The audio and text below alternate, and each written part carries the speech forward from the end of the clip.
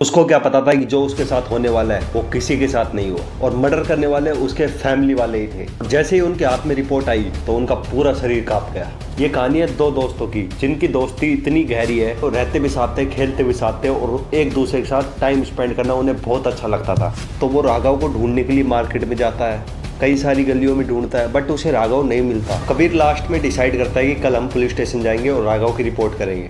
अब वो देखते हैं कि राघव थोड़ी देर आसपास घूमता है और एक कपड़े की दुकान के अंदर जाता है। अब वो कपड़े की दुकान से जब बाहर आता है तो उसके हाथ में एक थैला होता है। सिंगार सर उसे देखते रहते हैं कि वो कपड़े की दुकान से बाहर आता है, निजला शहर जाने वाली बस में बैठ जाता है। और सीसीटीवी फुटेज में भी यही दिख रहा है कि राघव कपड़ा लगाकर निकला था।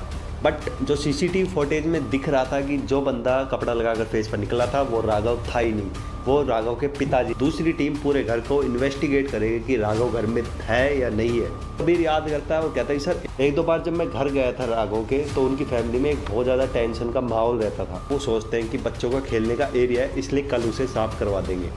तो अगले दिन कुछ ऑफिसर के साथ वो वहाँ पर पहुँचते हैं और वो देखते हैं कि वहाँ पर भी कुछ खून के निशान थे जो कि मिट्टी के साथ लगे हुए थे। फिर आगे खुदाई करी तो वहाँ पर अगले शरीर की हड्डी निकल रही थी।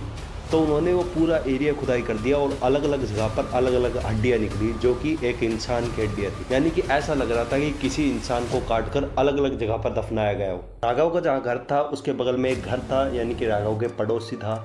तो वो डेली रात को क्या देखता था कि राघव के पापा डेली एक थैला लेकर जंगल की ओर जाते हैं और ये चीज़ 7 से 8 दिनों तक डेली होती रही। उस पड़ोसी को कुछ समझ में नहीं आ रहा था कि इनका बेटा घर से गायब है। अब 2 दिन बाद रिपोर्ट आने का समय हो गया था, पर जैसे ही रिपोर्ट आई और सिंगार सर ने देखा तो वो पूरे कांप उठे, क्योंकि वो राघव ही था। कि 1 साल पहले हम एक शादी से आ रहे थे, मैंने ड्रिंक कर रखी थी और राघव और पूरी फैमिली हम एक साथ उस कार में थे। एक आदमी रात को साइकिल से चल रहा था और मैंने जाकर उसको टक्कर मार दी और उसी समय उस बंदे की मौत हो गई। और पुलिस को लास्ट में आके पूरी फैमिली ने डिसीजन लिया कि राघव अडॉप्टेड है और अगर ये मर भी जाएगा तो कोई नुकसान नहीं होगा।